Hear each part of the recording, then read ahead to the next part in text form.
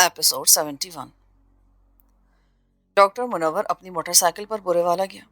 Doctor Nurul अमीन से मिलने के बाद उसने फ़ोन पर अपने दोस्त से रब्ता किया और उसे खुशखबरी सुनाई। उसने अगले ही दिन पहुंचने का ऐलान किया। डॉक्टर मुनव्वर ने मुतमईन होकर गुलाम आयशा के लिए ढेर सारी शॉपिंग की और लदा फंदा चंदू माही के कमरे में दाखिल हुआ। उस दिन चंदू ने आयशा को सीने से लगाकर खूब प्यार किया और बहुत सी बातें की। ये जानते हुए भी कि चंद दिन की बच्ची उसकी बातें क्या सुने समझेगी, उसने अपना दिल खोलकर उसके सामने रख दिया और अपनी सहबख्ती पर आखिरी अश्क बहाए। आयशा को ऊपर तले कई लिबास पहनाए, कई उतारे और अपनी आंखों में उसकी छवि को तस्वीर की सूरत हमेशा के लिए महफूज करने की कोशिश की।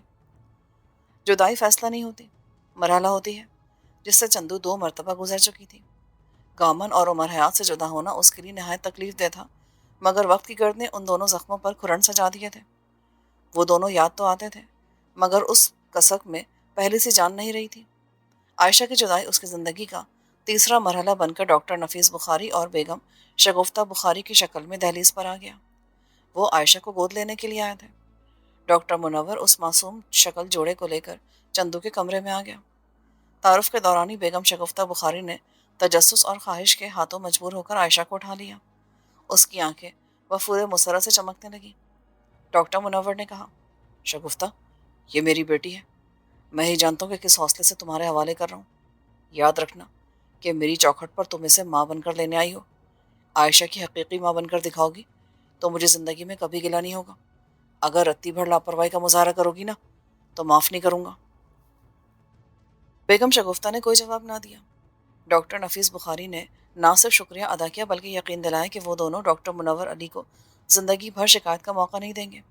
चंदू साए साए करते जहन के साथ बारी बारी सभी चेहरों को देख रही थी, उनकी गुफ्तगू सुन रही थी।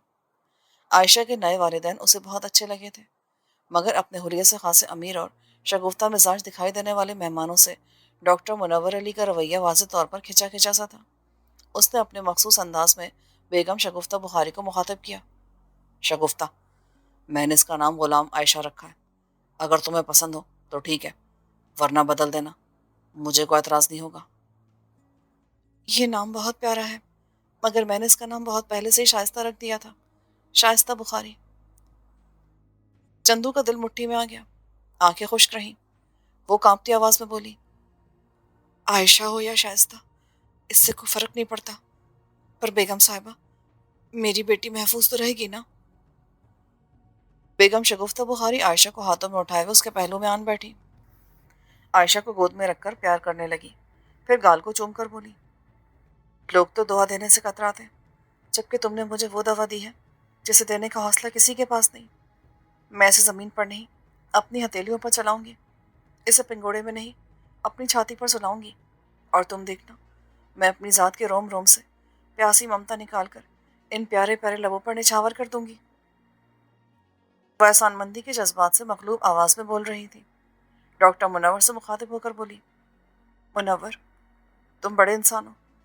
हमेशा की तरह तुमने फिर मुझे मकरूज कर दिया, मगर अब के वो कर्ज दिया है जिसे मैं तो क्या, मेरी 7 पुश्ते भी उतारने के काबिल नहीं हो सकेंगी। क्या अब मैं जाऊं? चंदू ने उसका हाथ थाम लिया। वह दिलजियाना अंदाज में आयशा को उठाकर अपनी गोद में डाला, जी भर के प्यार किया। पैदा होने से पहले आयशा का वजूद उसके लिए नहायत तकलीफदेह और काबिल नफरत था। उसने पूरा एक दिन उसे देखने से गुरेज किया था, मगर चंद दिनों में ही आयशा ने उसके दिल में अपनी जगह बना ली थी, जात बांट ली थी। चंदू ने बड़ी सख्ती से अपनी आंखें बंद की और बोली, आप अपनी बेटी को उठा लें।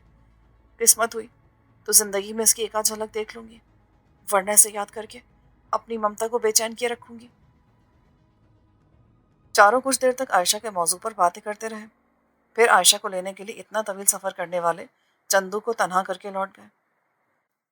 चंदू को डॉक्टर मुनव्वर अली का रवैया बड़ा अजीब लगा।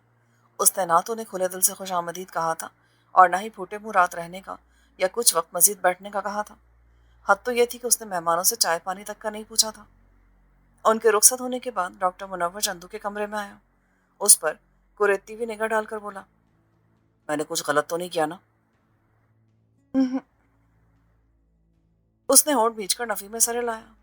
डॉक्टर ने दाया को उसके कमरे में छोड़ा और चला गया। चंदू को बेगम शगुफ्ता बुखारी से रवा रखे जाने वाला डॉक्टर का रवैया अचंभे से दो चार करा था। ڈاکٹر نے اسے بتایا تھا کہ ڈاکٹر نفیس بخاری اس کا کلاس فیلو اور دوست تھا۔ اگر یہ درست تھا تو پھر اس کی بیوی ڈاکٹر منور سے کیوں بے تکلف تھی؟ ڈاکٹر دونوں سے خفا خفا کیوں تھا؟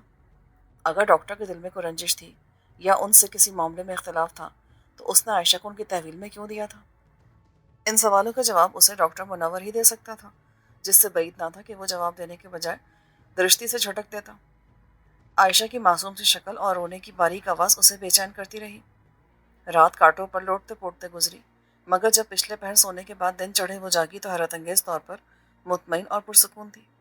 یوں محسوس ہو رہا تھا جیسے اس نے دلی طور پر عائشہ کی جدائی کے دکھ سے مفاہمت کر لی تھی۔ آنے والے چند دنوں میں اس کے رویے سے ظاہر ہونے لگا کہ وہ اپنی بیٹی کی حادثاتی جدائی کو ذہن سے محو کرنے میں کامیاب ہو گئی تھی۔ چاقو چوبند ہوتے اس نے ایک مرتبہ پھر ڈاکٹر کو اس کی خود ساختہ تنہائی سے نکالنے اور اپنی جانب راغب کرنے کی بھرپور کوشش کی۔ وہ صدقِ دل سے ڈاکٹر کے پاس رہنا چاہتی تھی، کیونکہ گزشتہ دورانیے میں ڈاکٹر کی پروقار شخصیت نے اس کے ذہن پر بڑے گہرے اثرات مرتب کیے تھے۔ وہ سوتے جاگتے اسے ہی سوچتی رہتی تھی۔ اس کی پہلی ترجیح یہی تھی کہ ڈاکٹر اسے اپنی حقیقی بیوی کی حیثیت دے کر عدم تحفظ کی سلگتی ہوئی آگ سے نکال لے، مگر وہ اسے کوئی اہمیت دینے پر تیار نہیں تھا۔ 2-3 ماہ میں چندو کا پہلا مسحور کن روپ لوٹ آیا اور سر چڑھ کر بولتا ہوا حسن ڈاکٹر کو سخنے در میں مضطرب کرنے لگا۔ وہ دیکھ رہی تھی کہ ڈاکٹر کی فصیل جاں میں دراڑیں نمودار ہونے لگی تھی اور وہ چندو سے نظریں چرانے اور دور رہنے پر مجبور ہونے لگا تھا۔ کھینچا کا یہ اعصاب شکن سلسلہ 3 ماہ چلا، مگر اچانک ڈاکٹر کی سنگ دلی جیت گئی اور چندو احساس کمائیگی میں مبتلا ہو کر ٹوٹ گئی۔ ڈاکٹر نے اپنے پلان کے تحت اخبار میں اشتہارات شائع ہوتے ہی 3 مختلف نرسنگ اسکولوں میں چندو کی درخواستیں جمع کرا دیں۔ چونکہ اس نے میٹرک میں پوزیشن لی تھی، اس لیے اسے تینوں اسکولوں میں ہی بآسانی داخلہ مل سکتا تھا۔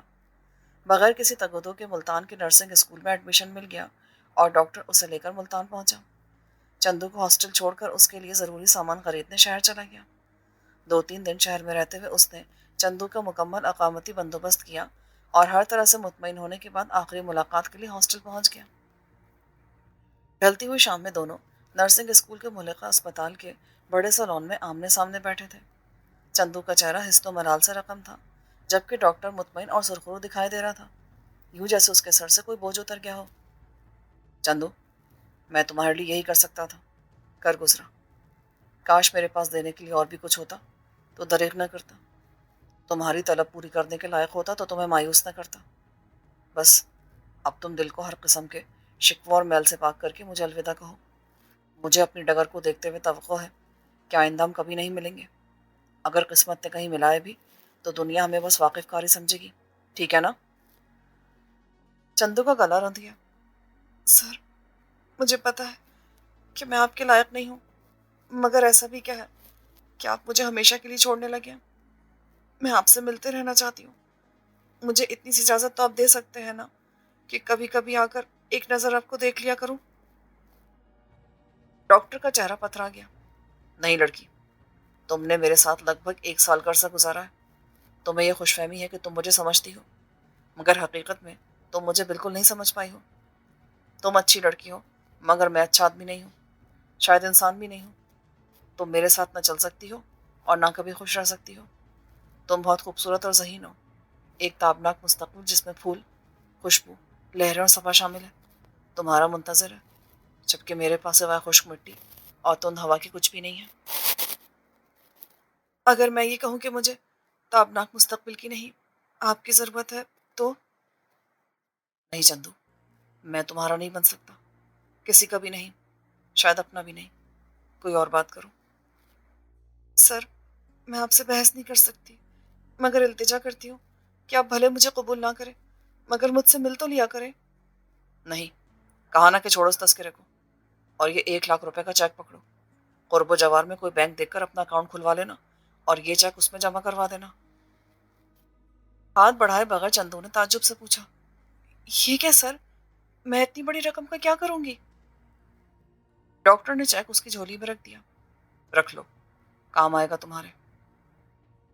چندو کی آنکھیں ایک لمحے کے لیے ویران ہوئی، پھر بول پڑی، کیا یہ عائشہ کی قیمت ہے؟ ڈاکٹر اس کی آنکھوں سے پھوٹتا ہوا مدعا بھانپ کر نفی میں سر ہلانے لگا۔ چھوٹی باتوں سے صرف نظر کر کے بڑی باتوں پر توجہ دینا دانش مندی کہلاتی ہے۔ چونکہ میرا ذاتی خرچ نہ ہونے کے برابر ہے، اس لیے میری ہر تنخواہ سے اچھی خاصی رقم بچ جایا کرتی ہے. یہ شاید میرے کسی کام نہیں آئے گی. اس میں سے میں نے 1 لاکھ روپے تمہیں دینے کا فیصلہ کیا ہے. نہیں سر، میں جو مانگ رہی ہوں وہ دے سکتے ہیں تو دیں، ورنہ مجھے کسی چیز کی ضرورت نہیں. کہا نا، بے وقوف مت بنو اور وہی کچھ کرو جو میں کہہ رہا ہوں. کاغذی بیوی کاغذی حقوق بھی رکھتی ہے. یہ کاغذ کا ٹکڑا ہے، اپنا حق سمجھ کر اسے سنبھال لو. میں تمہیں کوئی لمبی چوڑی ہدایات نہیں دینا چاہتا. اتنا ہی کہہ دینا کافی سمجھتا ہوں کہ یہاں تمہارا قدم قدم پر مردوں سے واسطہ پڑے گا. یہ سبھی میرے یا ڈاکٹر نور الامین جیسے لوگ نہیں ہیں، بلکہ ان میں سے اکثریت ان جیسی ہے جن کے چنگل سے نکل کر تم میرے پاس پہنچی تھی. وہ ڈاکٹروں کے بہروپ میں بھی ہیں، اسکول انتظامیہ اور مریضوں کے روپ میں بھی ہو سکتے ہیں. ان سے محتاط رہنا. تمہیں چند دن نئے سیٹ اپ میں ایڈجسٹ ہونے میں لگیں گے، پھر تم اپنی زندگی سے مطمئن ہو کر ماضی کو بھول جاؤ گی. یہ دنیا تمہیں پھر سے اچھی لگنے لگے گی، کیونکہ یہ خوبصورت ہے، انسان کو لبھا کر اپنے پیچھے لگا لیتی ہے. اب مجھے ہنستی آنکھوں سے گڈ بائے کہو. ڈاکٹر ایک جھٹکے سے کھڑا ہو گیا. چندو کا دل دھک سے رہ گیا. سمجھ گئی کہ ڈاکٹر اسے اپنی زندگی سے ہمیشہ کے لیے نکالنے جا رہا ہے. وہ لپک کر قریب آئی اور بے ساختہ ڈاکٹر کے چٹانی وجود سے چمٹ کر سسکنے لگی. وہ اتنا ٹوٹ کر ہوئی کہ اگر ڈاکٹر کی جگہ پر کوئی پہاڑ استادہ ہوتا تو پگھل جاتا، مگر وہ ٹس سے مس نہ ہوا. اسے خود سے علیحدہ کر کے آنسو پوچھ کے بائے کہتا ہوا تیزی سے لان سے نکلتا چلا گیا. وہ بدقت تمام اپنے کمرے میں آئی. منہ ہاتھ دھو کر اپنی روم میٹ زرینہ سے باتیں کرنے لگی. دل کو سنبھالنے لگی جو ڈاکٹر کی جدائی پر ٹوٹنے لگا تھا. ڈاکٹر منور نے بالکل درست کہا تھا. وہ 1.5 ماہ میں اس ماحول میں رچ بس گئی. اسے دنیا اچھی لگنے لگی اور اپنا آپ بھی. 1.5 ماہ بعد اس نے اپنے اکاؤنٹ میں سے کچھ رقم نکالی اور ڈاکٹر منور علی سے ملنے کے لیے بورے والا عازم سفر ہوئی. ٹیکسی میں بیٹھ کر جب چک 87 کے سرکاری اسپتال میں پہنچی تو یہ روح فرسا خبر اس کی منتظر تھی کہ ڈاکٹر منور علی شاہ اس اسپتال سے اپنا بوریا بستر سمیٹ کر کسی اور اسپتال سے دھار چکا تھا. اس نے ڈاکٹر کے نئے ڈیوٹی اسٹیشن کا پتہ چلانے کی کوشش کی، مگر عملے نے لا علمی کا اظہار کیا. صفیہ پروین نے صرف اتنا پتا کہ ڈاکٹر نے 6 ماہ کی چھٹی بھی لے لی ہے. ان 6 ماہ میں وہ کہاں ہوگا یہ اس سمیت کسی شخص کو بھی معلوم نہیں تھا. ڈاکٹر منور کی جگہ پر آنے والے میڈیکل آفیسر کی رہائش بورے والا شہر میں تھی اور وہ ڈیوٹی آف ہوتے ہی اپنی کار پر گھر لوٹ جاتا تھا. اس لیے وہ کوٹھی جس میں چندو نے ڈاکٹر کے ساتھ کم و بیش 1 سال کا عرصہ گزارا تھا مقفل رہتی تھی. سرخ اینٹوں والی کوٹھی کے سامنے روش پر کھڑے ہو کر اس نے حسرت بھری نظروں سے در و دیوار کو دیکھا اور آہ بھر کر اسپتال سے نکل آئی. یہ صورتحال چندو کے لیے بڑی حوصلہ شکن اور مایوس کن تھی، کیونکہ ڈاکٹر منور علی نے اپنے کہے پر عمل کرتے ہوئے اس سے ہر قسم کا ناتا توڑ لیا تھا. اسے دوسرا دھچکا اس وقت لگا جب ڈاک کے ذریعے طلاق کا پہلا نوٹس ملا. 1 ماہ کے وقفوں سے بقیہ نوٹس بھی مل گئے. ڈاکٹر نے اپنا نام اس کی ذات کی سلیٹ سے مٹا کر سمجھا دیا تھا کہ وہ کبھی ڈاکٹر منور کو یاد نہ کیا کرے. یاد کرنے کا حق بھی کھو بیٹھی تھی وہ. ڈاک کے لفافوں پر واپسی کا پتہ درج نہیں تھا. یونین کاؤنسل وہی تھی جس کے دائرہ کار میں چک 87 آتا تھا. چندو جانتی تھی کہ ڈاکٹر چک 87 سے رخصت ہو گیا تھا، اس لیے وہ ڈاکٹر کے پیچھے اس یونین کونسل یا اسپتال میں جانا سمر آور نہیں ہو سکتا تھا. وہ اگر کسی طرح کھوج نکال کر ڈاکٹر تک پہنچ بھی جاتی تو کیا کرتی؟ وہ ڈاکٹر کو ایک نظر دیکھنے، چند روکھی باتیں سننے اور ناکام لوٹنے کے سوا کچھ نہیں کر سکتی تھی. پھر وہ بھی بابا گامن اور عمر حیات کی طرح خاص موقعوں پر یاد آنے والا کردار بن گیا اور چندو کا سفر نرسنگ کے مخصوص ماحول میں بغیر کسی رکاوٹ کے چلنے لگا. اس کی روم میٹ زرینہ اختر کی ترغیب پر اس نے نرسنگ کے ساتھ ساتھ انٹرمیڈیٹ کی تیاری کی. میڈم جوسفین نے دونوں لڑکیوں کی مدد کی. پھر انہوں نے پرائیویٹ امیدوار کے طور پر امتحان دیا اور اچھے نمبرز میں پاس ہو گئی. زرینہ ملتان کی مضافاتی بستی سے تعلق رکھتی تھی. بہت سادہ مزاج مگر پر اعتماد لڑکی تھی. وہ حق دوستی نبھاتے ہوئے اسے چھٹیوں میں اپنے گھر لے جایا کرتی تھی، جہاں اس کا وقت کھلی فضا اور سرسبز کھیتوں میں بہت اچھا گزرتا تھا. 40 سالہ اسٹاف نرس مس جوسفین اپنی غیر معمولی سیاہ رنگت اور بے ڈول جسامت کی وجہ سے ابھی تک کنواری تھی. اس کے بقول اس کی ہتھیلیوں پر شادی کی ریکھا سرے سے موجود ہی نہیں تھی. وہ بظاہر خاصی اکڑ مزاج تھی، مگر فطرتاً انسان دوست واقع ہوئی تھی. چندو پر خصوصی توجہ دیتی تھی. یہی وجہ تھی کہ اس نے دوران تربیت انٹرمیڈیٹ کی تیاری کرنے میں چندو اور زرینہ کی مدد کی تھی. وہ چاہتی تھی کہ دونوں لڑکیاں سلسلے کو آگے بڑھاتے ہوئے نرسنگ کورس مکمل ہونے تک گریجویشن کی ڈگری بھی حاصل کر لیں. انسان خطا کا پتلا ہے. اسے سمجھانے والا پوری توانائیاں خرچ کر کے برسوں میں کوئی ایک نقطہ سمجھا پاتا ہے، جبکہ بے وقوف بنانے والا چند لمحوں میں उस नुक्ते को मिटाकर अपना उल्लू सीधा कर लेता है। डॉक्टर मुनव्वर ने चंदू की ज़हनी तरबियत करने में कोई दकीका फ़र्गुज़ाश नहीं किया था। उसे माशरे में पनपने की कई बातें समझाई थी, मगर मिस जोसेफिन की चंद मीठी बातों ने चंदू को आपे से बाहर कर दिया। उसने फाश गलती करते हुए जोसेफिन पर अपना माजी आश्कार कर दिया। हमदर्दी समेटने की अहमकाना ख्वाहिश से मगलूब होकर वो सब कुछ बता दिया जिसे अपने साय तक से छुपाने का हुक्म डॉक्टर मुनव्वर ने दिया था। उसका नतीजा ये निकला कि जोसेफिन ने उसे अपने बहुत करीब कर लिया। गाहे बगाहे अपनी मेहरबानियां दिखाने लगी। जोसेफिन ने कहा कि ग्रेजुएशन की तैयारी करो, निसाब की कुतुब खरीद लो। चंदू ने बिला चू चरा हुक्म की तामील की और किताबें दिखाने के लिए शाम को उसके रूम में पहुंच गई। हस्बे मामूल जोसेफिन कमरे में अकेली नींद दराज थी।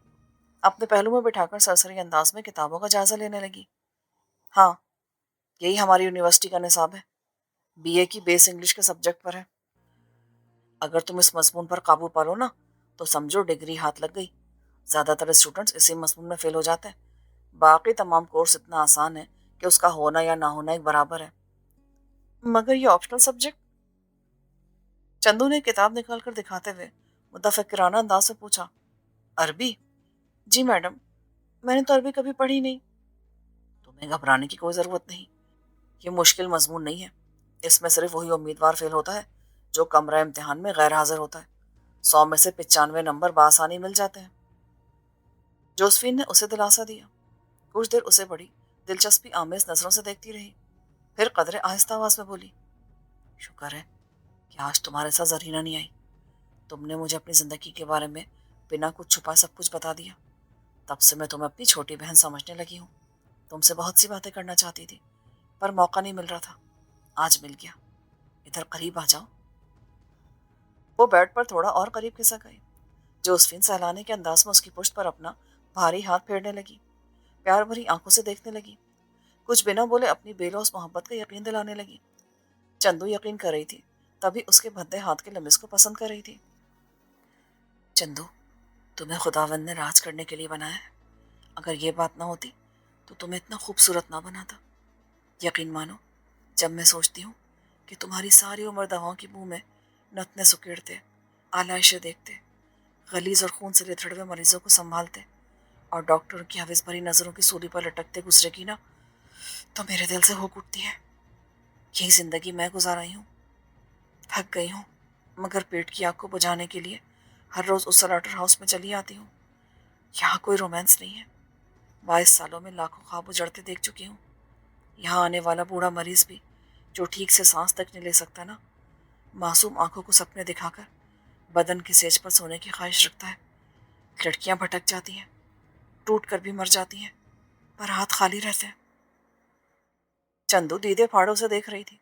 जो कल तक नर्स और नन के किरदार की तारीफें करते नहीं थकती थी, आज तस्वीर का बड़ा भयानक रुख बेदर्दी से दिखा रही थी। उसकी आंखें उसकी जुबान का साथ दे रही थी। चंदू ने हैरत से कहा, मैडम, ये आप क्या कह रही हैं? अगर आप ये कहना चाहती हैं कि मैं नर्सिंग का शोबा छोड़ दूं, तो ये मेरे लिए मुमकिन ही किस तरह होगा? जोसफिन कुछ देर सोचती रही, कहे ना कहे, फैसला करती रही, फिर बोली, चंदू माही, हर हाथ मिलाने वाला दोस्त नहीं होता, और जो दोस्त होता है उसे हाथ मिलाने की एहतियाज नहीं होती। ऐसे ही एक दोस्त मुझे भी किस्मत ने दे रखा है, अजमल गिलानी। मुझसे 8-10 साल छोटा है, पर हैसियत में बहुत बड़ा है। पारस है। जानती हो पारस क्या होता है? नहीं, मैं बताती हूँ। पारस उस पत्थर को कहते हैं जिसे छूने वाला हर वजूद सोना बन जाता है। अजमल जिसको छूता है ना, वो सोना बन जाता है। मैं काफी दिनों से तुम्हें उससे मिलाना चाहती थी। किस्मत इंसान को एक ऐसा सुनहरा मौका जरूर देती है जो उसकी जिंदगी को यकसर बदल के रख देता है। अगर इंसान दीदा दिलेरी का मुजाहरा करते हुए किस्मत का हाथ थाम ले, तो एक ही जश्न में वो आकाश को छू लेता है। मैं चाहती हूँ कि तुम भी इस जज से लुत्फानंदोज होकर राजमहल पहुंच जाओ। चंदू, तुम्हें गरीब और लावारिस लड़की हो, खूबसूरत भी हो, मगर जिस माहौल में रह रही हो, यहाँ जिंदगी को महज प्रैक्टिकल समझा जाता है। यहाँ जज्बात, एहसासात और औरतपन नाम की कोई चीज़ मौजूद नहीं। तुम हजारों रुपए कमा कर भी तृष्णा रहोगी। बज़ाहिर तो साफ कपड़े पहनोगी, मगर बदन थकन और मैल से हटा रहेगा। तुम्हारे शौहर, क्या नाम था उसका? हाँ, डॉक्टर मुनव्वर अली शाह। उसने जिस वक्त तुम्हें नर्सिंग ज्वाइन करवाने का फैसला किया था, उस वक्त اس سے بہتر اور فیصلہ نہیں کیا جا سکتا تھا، مگر اب تم ان حالات سے نکل آئی ہو اور اپنے لیے بہتر فیصلہ لینے کی پوزیشن میں ہو۔ وہ جوسفین کی باتوں سے یہ نتیجہ خاص کر چکی تھی کہ وہ اسے نرسنگ چھوڑ کر کوئی اور شعبہ جوائن کرنے کی ترغیب دے رہی تھی۔ چونکہ اس پر اعتماد کرتی تھی اس لیے پوری توجہ سے سن رہی تھی، اور اسے یہ احساس بھی ہو گیا تھا کہ میڈم جوسفین دل کی بات آشکار کرنے میں ہچکچا رہی ہے، کھل کر نہیں بتا پا رہی۔ تبھی حوصلہ افزا لہجے میں بولی، میڈم آپ بہت اچھی ہیں، میں آپ کے علاوہ کسی پر بھروسہ نہیں کرتی، مگر آپ کھل کر مجھے کچھ بتا نہیں رہی۔ وہ مسکرائی، آنکھیں چمکنے لگی، لوہا گرم ہو کر چوٹ طلب کرنے لگا تھا۔ تم ٹھیک کہتی ہو، میں تمہیں پوری بات بتاتی ہوں، اس سے پہلے سمجھانا چاہتی ہوں کہ سمجھ میں آئے تو ٹھیک، ورنہ اسی کمرے میں دفن کر کے چلے جانا۔ قطعاً ضروری نہیں کہ جو میں کہوں تم اسی پر عمل کرو، نہیں، بلکہ فیصلہ تمہیں کرنا ہے۔ ابھی پوری بات خاموشی سے سن لو، رات کو بستر میں لیٹ کر سمجھنے کی کوشش کرنا، اور صبح مجھے اپنا فیصلہ سنا دینا۔ نفع ہوگا تو تمہیں ہوگا، نقصان ہوگا تو تمہارے مستقبل کا ہوگا، مجھے دونوں صورتوں میں کوئی ناراضی نہیں ہوگی۔ جوسفی نے چندو کا ہاتھ تھاما، کھینچ کر پہلو سے لگایا۔ اپنی بات دیواروں سے بھی چھپانا چاہتی تھی، تبھی رازداری سے بولنے لگی۔ چندو ماہی ایک ایک لفظ سنبھال کر ذہن میں محفوظ کرنے لگی۔ چند منٹوں کے لیے آئی تھی، 1.25 گھنٹہ گزار چکی تھی، ابھی کچھ دیر اور بیٹھنا تھا۔ جب مس جوسفین کی اجازت پا کر کمرے سے نکلی تو اس کے پاؤں گیلری کے پھسلوا فرش پر نہیں پڑ رہے تھے، بلکہ یوں لگ رہا تھا جیسے وہ ہوا میں اڑنے لگی تھی۔ اپنے روم میں پہنچی تو زرینہ کو برہنگیختہ پایا۔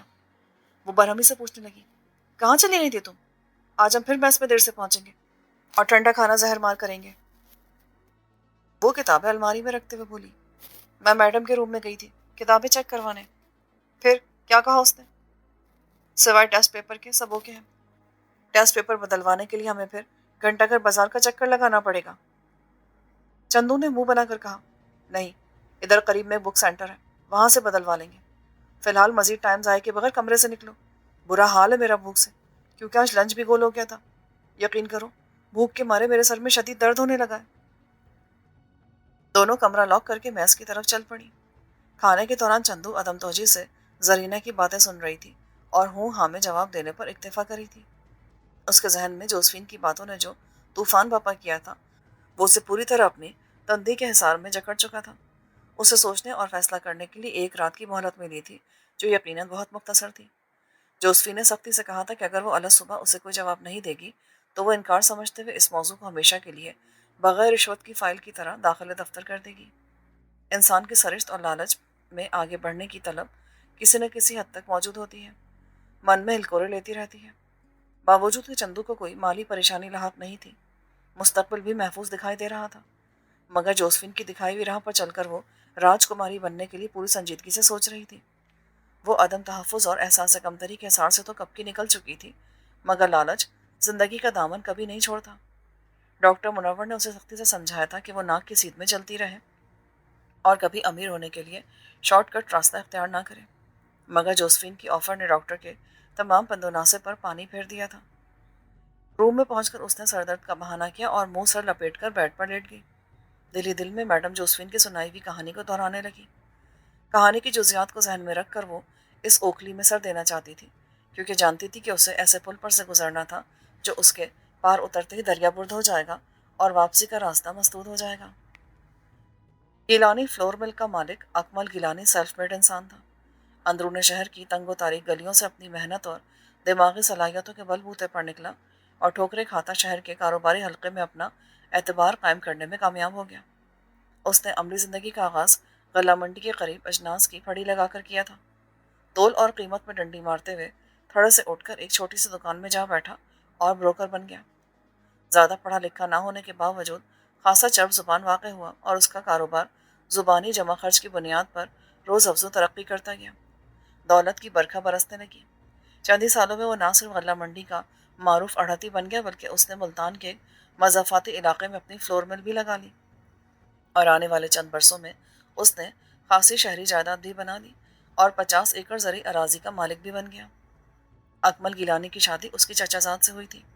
2 سگے بھائیوں سمیت اس کا پورا خاندان ابھی تک اندرون شہر کی اسرت زدہ گلیوں کی کوٹریوں میں مقیم تھا اور محنت مزدوری کے ساتھ ساتھ چھوٹی موٹی وارداتیں کر کے پیٹ پال رہا تھا۔ अपनी तमाम तर बदकिस्मती और महरूमी को अकमल गिलानी नफरत और इंतकामी सोच की माला में पिरोता रहता था। अकमल के ससुराल का भी कमोबेश यही हाल था। इस नफरत को महमिज करने में गिलानी के कोताहियों भरे मिजाज कभी बराबर का हिस्सा था। दौलत की रेल पेल में वो आगे बढ़ता गया और उसने पलटकर अपने खानदान और बहन भाइयों की खबर तक ना ली। अगर कोई उससे मिलने के लिए उसकी 3 कनाल की जहाजी साइज कोठी में पहुंचता भी तो उसके अहानत आमेज रवैये की बदौलत उसका दुश्मन बनकर निकलता। रफ्ता रफ्ता वो ना सिर्फ अपने खानदान से कट गया बल्कि उसका नाम सुनते रिश्तेदारों का खून यकबार की खौल उठता और वो मुंह भर भर कर उसे मुग़ालज़ात से नवाजते। अजमल उसका इकलौता बेटा था। बाप की अदीम फुर्सती और माँ की बीमारी ने उसे बचपन में ही तन्हाई पसंद, मगरूर और मुंतकिम मिजाज बना दिया था। जेब खर्च के नाम पर उसकी जेबें नोटों से भरी रहती थी। नोटों का नशा सर पे सवार रहता जिसकी वजह से वो दिन ब दिन बिगड़ता चला गया। मैट्रिक के दौरान ही उसने तालीम को खैर बात कह दिया और ओबाश दोस्तों की सोहबत में शराब नोशी का आदी हो गया। बाप ने चाहा कि फ्लोर मिल्स के मामलात में बेटे की मावनत हासिल करे और उसे कारोबारी रमूज और कवायद से रोशनास करे, मगर अजमल ने चंद ही दिनों में उकता कर उसे ठेंगा दिखा दिया और अपने मन चाहे मामूल में चला गया। दौलत और जायदाद हविस शर का बायस बनती है। शर का सौदा अकमल गिलानी के भाइयों और पैदागिर किस्म के सालों के सरों में समाकर परवान चढ़ चुका था। अकमल और उसकी बीवी और बेटे की मौत से वो तीनों खानदान करोड़पति हो सकते थे। मौत अपने वक्त पर आती है मगर आंखों पर हविस की पट्टी बांध लेने वाले फितरत के कवानीन से टकराने से भी बाज नहीं आते। उन तीनों ने अकमल गिलानी, जवां साल बेटे अजमल गिलानी और बिस्तर नशीं बीवी को ठिकाने लगाने का मंसूबा बना लिया। वो अपने खूनिन मंसूबे पर अमल पैरा हुए और चांद रात को मुसल्ला होकर गिलानी हाउस पर हमलावर हो गए। चूंकि चांद रात को घर के सभी मुलाजमीन और चौकीदार छुट्टी पर थे इसलिए उनके प्यासे हथियारों को खून मिल गया। अकमल और उसकी अहलिया को बेबसी की मौत मारने के बाद उन्होंने अजमल की तलाश में पूरी कोठी छान मारी मगर वो ना मिला। वो अपने ओबाश दोस्तों के हमरा शॉपिंग सेंटरों की आवारागर्दी पर निकला हुआ था। चांद रात में अजमल जैसे भंवरों की चांदी हो जाती थी। यही चांदी उसकी जान बचाने का सबब बन गई।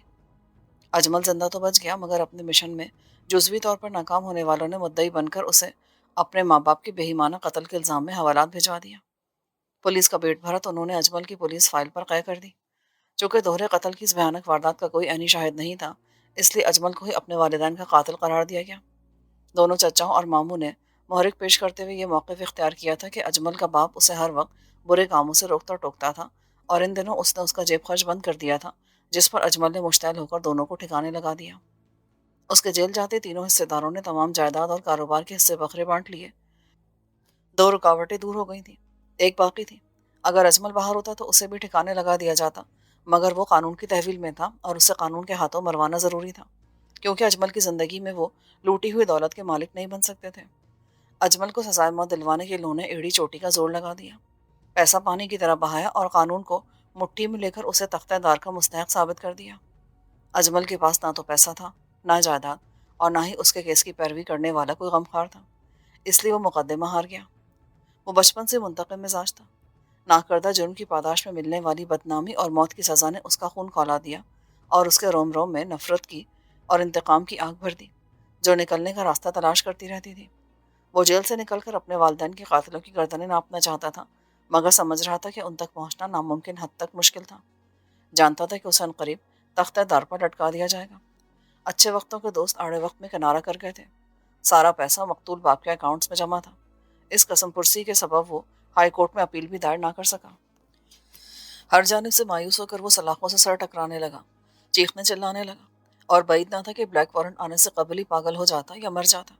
मगर उन्हीं दिनों उसकी मुलाकात जेल में उम्र कैद काटने वाले एक नामी गिरामी डकैत से हुई।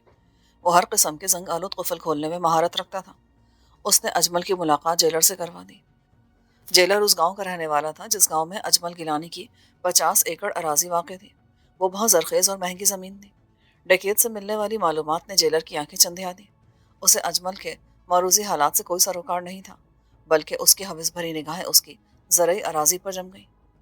डकैत ने थर्ड मैन का किरदार अदा किया और उनके दरमियान रकबे के एवज अजमल को आज़ादी दिलाने का मुआहदा तय पा गया। कानूनी मोशगाफियों का ध्यान रखते हुए पहले तो अजमल की सजाए मौत के खिलाफ अपील हाई कोर्ट में दायर कराई गई। जेलर के किसी रिश्तेदार के नाम अजमल ने ज़मीन मुंतकिल कराई, फिर उसे बीमार जाहिर करके DHQ अस्पताल में रेफर कर दिया गया। यही मुआहदे की दूसरी शर्त पूरी करते हुए अजमल को अस्पताल से ज़िंदगी और दुश्मनों के पीछे भागने का मौका दे दिया गया। वो खतरनाक इश्तिहारी मुजरिम था। موت کے منہ سے نکل کر کھلی فضا میں سانسیں لے رہا تھا اور دل ہی دل میں اپنے رشتہ داروں کو مخاطب کر کے کہہ رہا تھا، ایک ذرا انتظار، پھر ایک بھی الو کا پٹھا زندہ نہیں بچے گا۔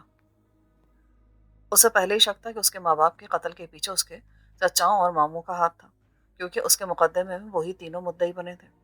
پھر جب اسے پتہ چلا کہ اس کے باپ کے ترکے پر انہی لوگوں نے قبضہ کر لیا ہے تو اس کا شک پختہ یقین میں بدل گیا۔